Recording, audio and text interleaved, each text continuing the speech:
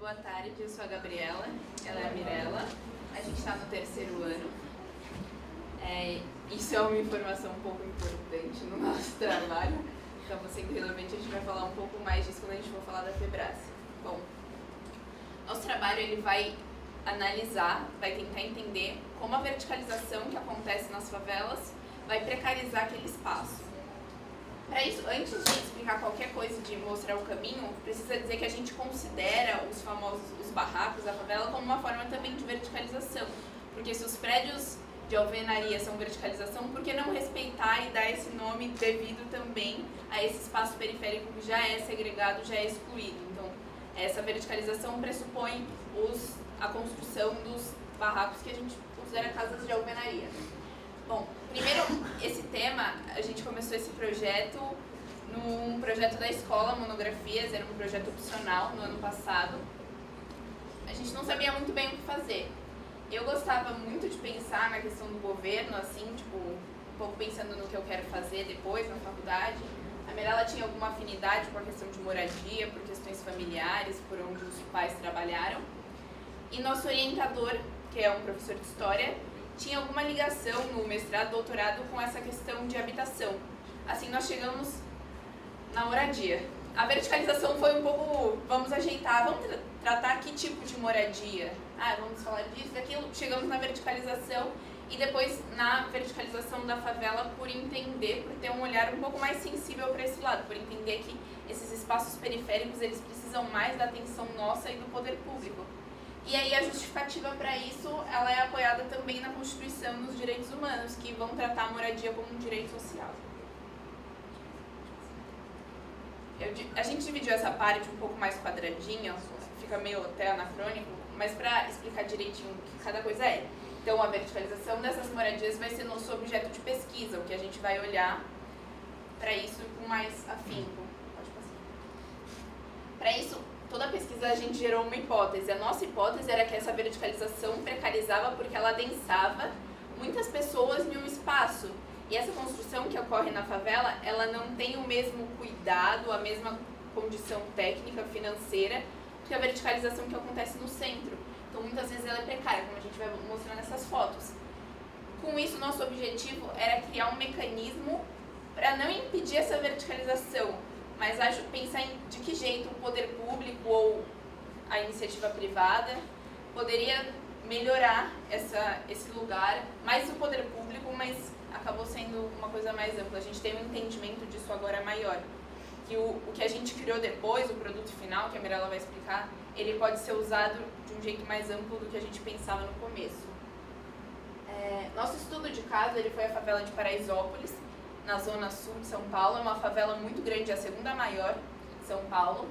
Nós escolhemos essa favela porque ela tem uma particularidade. As outras têm, algumas sim, outras não, mas nela é muito visível, que é a questão da proximidade com um bairro muito nobre. Existe um muro que separa Paraisópolis e o Morumbi. Às vezes que a gente foi lá, você está andando assim, tem uma mansão, você dá mais 2 passos, tem uma casa de alvenaria no tijolinho, assim, que nem essas casas. Essas fotos que a gente trouxe aqui no slide são fotos que nós tiramos.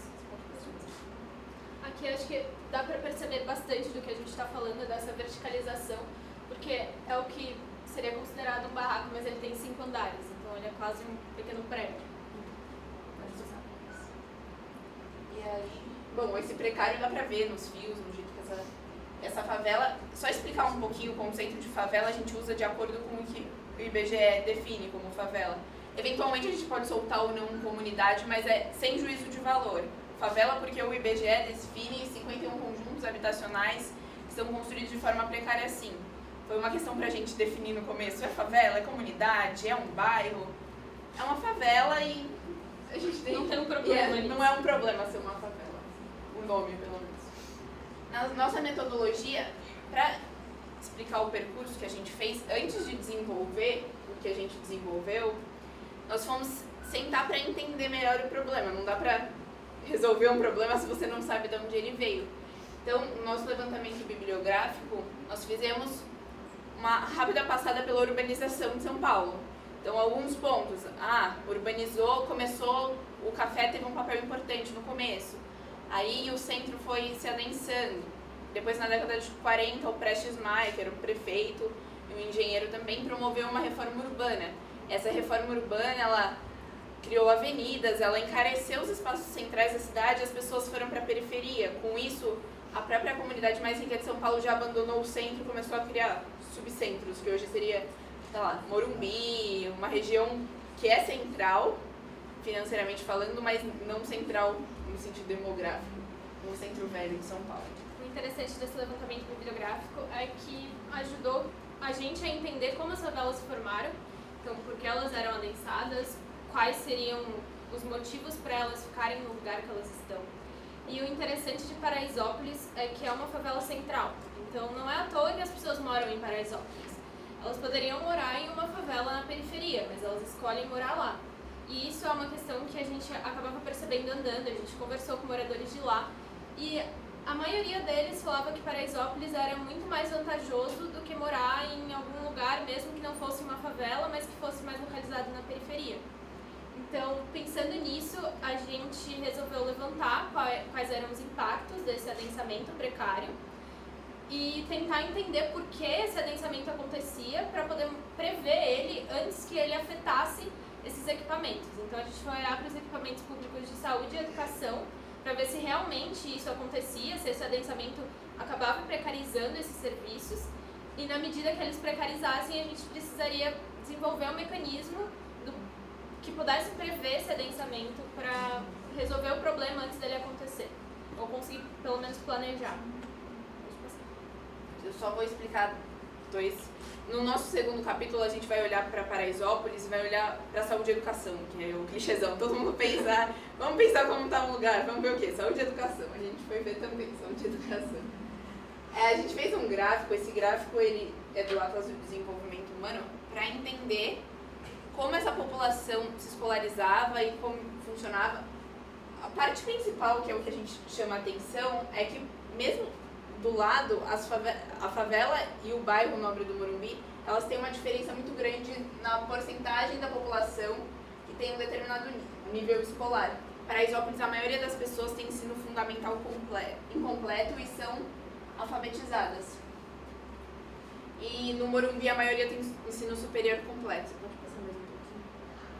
Aqui é um gráfico, é uma linha, na verdade, que vai mostrar o atendimento, cadastramento nas UBSs que tem em Paraisópolis. Então, a gente foi olhar depois para esses espaços aqui, para entender o que aconteceu. Daqui para cá e daqui para cá, surgiram uma nova UBS. E a gente foi pensar, mas por que aqui diminuiu a quantidade de atendimento se mais pessoas iam para esse lugar? Um outro dado que não está aqui, você pode volta no Outro dado que não está aqui, que a gente percebeu muito, é que os dados oficiais sobre Paraisópolis e os dados coletados pela população, tem uma ONG lá que é muito ativa, que é a ONG Nova Paraisópolis, eles não batem. O IBGE diz que existem aproximadamente 50 mil pessoas e a ONG contabiliza de 80 a 100 mil. A gente pensou, nossa, esquisito. Pensando nisso, nessa falha do poder público de poder identificar a real situação de Paraisópolis, a gente pensou em desenvolver um índice que pudesse indicar essa potencialidade de verticalização, então qual o potencial de cada área de se verticalizar para poder impedir que aqueles impactos acontecessem. Aqui eu fiz um fluxograma, eu acho que não vai dar para enxergar direito, mas enfim. A nossa ideia principal para o índice seria calcular o potencial máximo de uma área para saber o quanto aquela área poderia chegar verticalmente, depois calcular o quanto ela está para saber quão longe do seu máximo ela chegou. E aí, conforme esse número vai sendo ajustado, o poder público vai tendo diferentes ações. Então, aqui é o potencial máximo de adensamento. Eu vou ler, que acho que ajuda.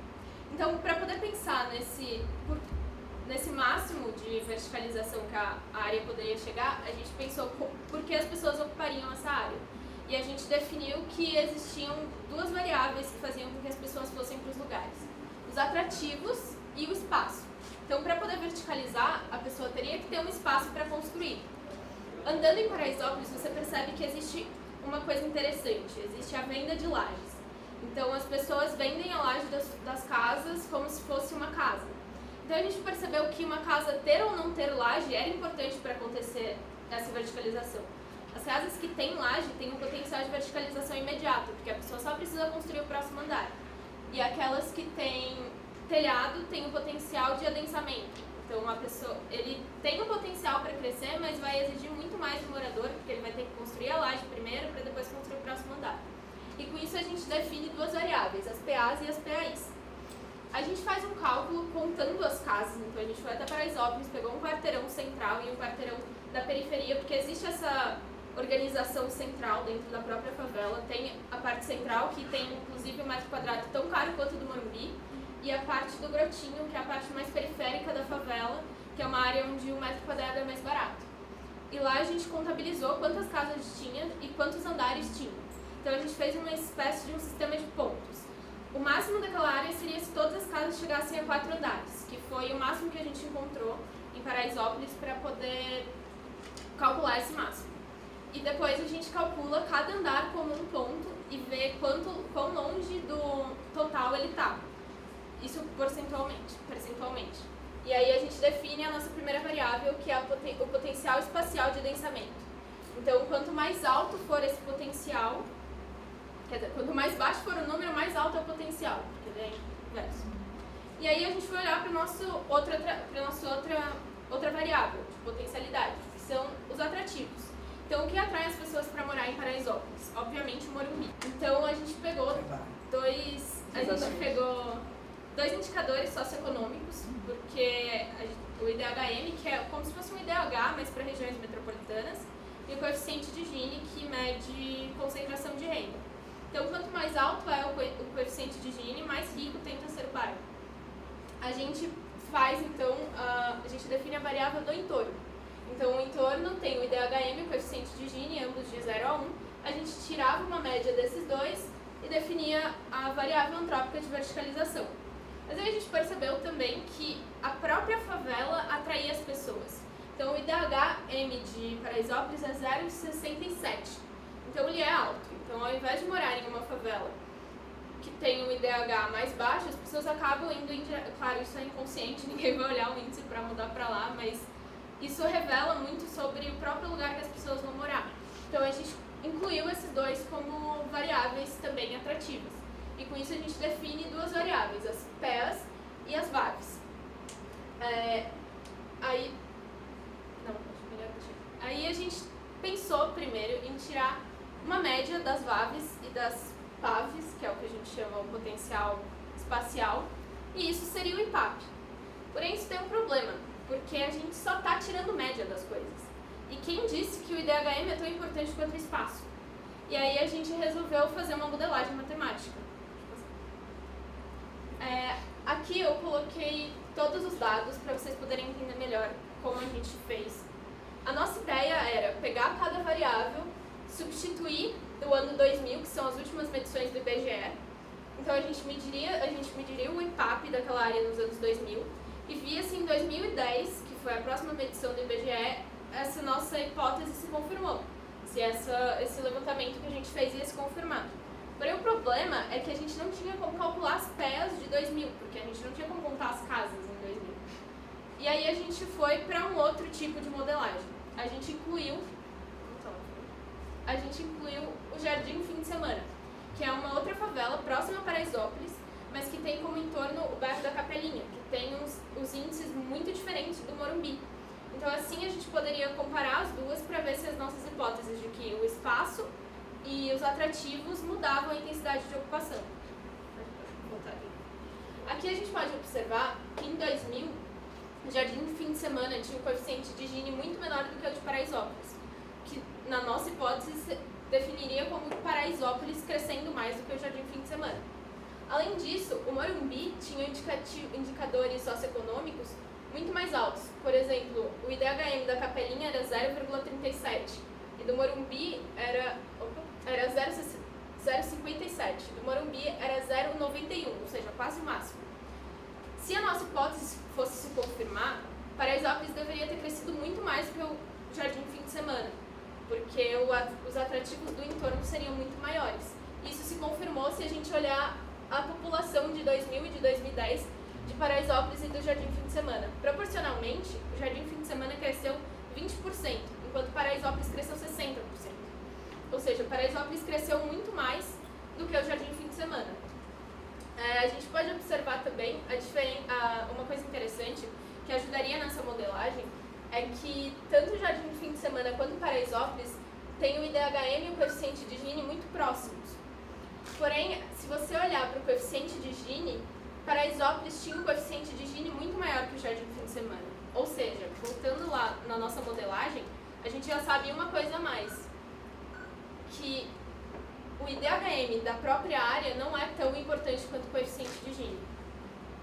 Porém, a gente só vai saber definir esse peso matemático em 2020, quando a gente poderia pegar as PEAs de 2010, as PEAs de 2020 e comparar, ver se a nossa projeção deu certo. Enquanto isso, a gente define o que é mais importante. A gente percebeu que o entorno é mais importante do que o próprio lugar. Então, isso provavelmente, futuramente, quando a gente puder definir esses pesos matematicamente, vai ser um peso muito maior. E aí a gente vai poder também definir o que é mais importante, o espaço ou o entorno. Na nossa opinião pessoal, seria o espaço, aliás, seria o entorno. Porque as pessoas vão preferir construir um 5º ou 6º andar em Paraisópolis do que se mudar para um lugar periférico. Pode passar. E então a nossa conclusão é que a gente precisa aprimorar o IPAP para poder definir esses pesos e conseguir fazer assim, que esse mecanismo possa ser utilizado. Porque hoje em dia não existe nenhum índice feito para a favela, nenhum índice pensado na favela. E se o IPAP consegue, se a gente conseguir aprimorar e fazer com que ele seja o mais próximo da realidade possível, o poder público vai poder olhar para o IPAP de cada área e falar: aqui vai crescer mais, aqui tem um grande potencial, aqui está muito longe do potencial máximo. Então a gente vai planejar, a gente vai construir escola, a gente vai construir saúde, educação, e escolas, enfim. E você consegue melhorar as condições das pessoas que moram naquele lugar antes mesmo delas ficarem precárias. Quem sabe assim, aquele lugar inclusive não vire uma favela.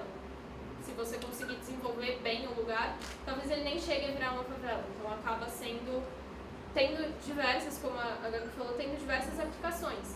Porque você pode olhar para a favela tanto para um projeto de reurbanização, qual é o mais urgente, quanto para um projeto de planejamento urbano, qual eu devo planejar e o que eu devo planejar. Porque quando a gente consegue definir os pesos matemáticos disso, a gente vai saber o que vai atrair mais aquelas pessoas. Então, um terreno vazio, por exemplo, ele vai ser atrativo, mas ele está onde? Aonde esse terreno vazio está? Porque em qual lugar as pessoas vão querer construir primeiro? Então, o índice acaba tendo aplicações diversas e dando informações diversas sobre cada favela. E é isso. Meu nome é Gabriela, eu sou aluna da Escola Lourenço Castanho e eu vim participar do ICLOC junto com uma amiga minha em decorrência de um projeto que a gente desenvolveu para entender melhor sobre a verticalização das favelas na cidade de São Paulo. O nosso projeto ele vai basicamente olhar para a verticalização dessas favelas, entender o que isso gera de problemas e propor um mecanismo para solucionar. Como nós já tínhamos participado de feiras científicas antes, nós já estávamos em contato com esse ambiente de socializar mais o conhecimento, mas o ICLOC ele acaba sendo muito legal porque ele é mais aberto. As feiras, em algum momento, elas são muito elitizadas e aqui é um espaço um pouco mais democrático, tem várias perguntas, as pessoas podem contar um pouco mais sobre a história delas. Então, para a gente foi uma participação muito interessante para ouvir outros trabalhos de outras realidades, de outras áreas do conhecimento, coisa que nem sempre numa feira ou numa escola se tem. E quando acontece esse intercâmbio entre várias escolas, acho que a experiência é rica para todo mundo, porque todo mundo consegue ver um pouco do que o outro pensou de novo e talvez pensar em ideias para ajudar o outro trabalho ou para agregar ao seu próprio trabalho.